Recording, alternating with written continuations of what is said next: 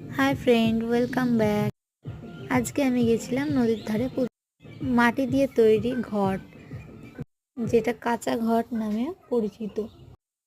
ওখানে যাওয়া মাত্রই আমার মেয়েটি ঘুমিয়ে গেছিলো, তাই ওকে আর ভিডিওতে আনতে পারিনি। ভিডিওটা স্কিপ না করে দেখতে থাকুন, আশা করি ভালো লাগবে।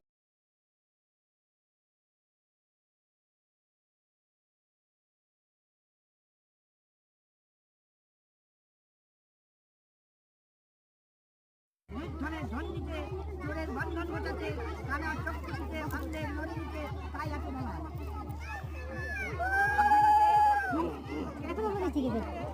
আমাদের করা হয়, এটা হচ্ছে ধর্মঘট ব্রত। এই ব্রত করলে বাড়ির পুত্র সন্তান তাদের মঙ্গল কামনা জন্য এই ব্রতটা করে থাকি। হ্যাঁ, এখন এখানে লোকের মধ্যে